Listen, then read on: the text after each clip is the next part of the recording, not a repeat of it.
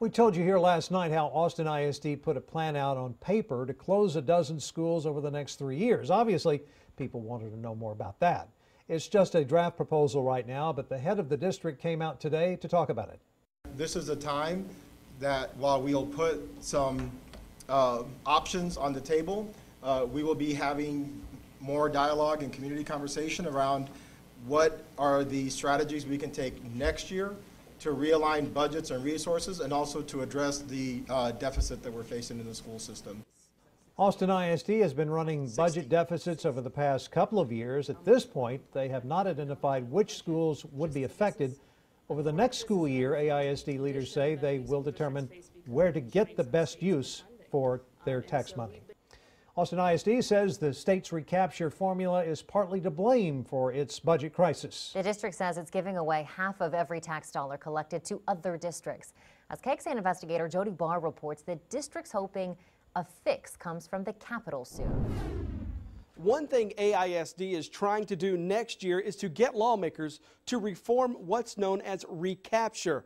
This is also known as the Robinhood Formula, where the state takes tax dollars from property-rich school districts and gives that money to property-poor districts. One way of getting through to lawmakers, you hire lobbyists. We dug into the last 5 years of AISD's lobbying to get an idea of how aggressive the district's been on this at the Capitol. In 2013, Texas Ethics Commission filings show AISD didn't hire a single lobbyist. 2014 through 2016, AISD paid a single lobbyist each of those years. But in 2017, the district hired 2 more lobbyists, paying them between $10,000 and $25,000 each. In 2018, AISD hired an additional lobbyist, bringing its total to 4. AISD is the single largest payer into the state's recapture fund. That's mainly because Austin's property values are some of the highest in the state, which translates into higher property taxes. This chart shows the top 5 recapture payers.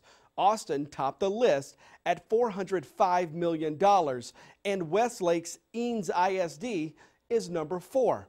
AISD's chief business officer told us today Austin's suffering under this Robinhood formula. You're going to hear me like a broken record. This just sort of speaks to the fact that the formula doesn't reflect realities. And I would say Austin is, we've always sort of been sort of we are the sort of face of why this doesn't make sense. I think we sort of test out and prove out when people say it's flawed and undeniably broken. 649 Texas school districts take a piece of that $1.2 billion recapture pie. And while the system is meant to be an equalizer, that's not always how it plays out. One of those poorer districts on the receiving end, La Joya ISD in Mission, Texas, caught a lot of flack for this. It opened a $20 million water park and golf course, something the district calls a sports and learning center. That district took in $259 million in state revenue last year, which is 3/4 of the La Joya ISD budget. Of course, the district couldn't use the recapture money to build that park, but one could argue the district likely would not have ever been able to build this had it not been for those state tax dollars. The state took $1.2 billion from those property-rich districts this year. Now, it's a wait and see if AISD and its lobbyists are able to convince the legislature to change the finance system in the 2019 session. In the studio, Jody Barr, KXAN Investigates.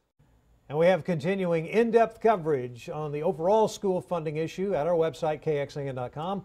We also explain where students who have left the AISD are going instead.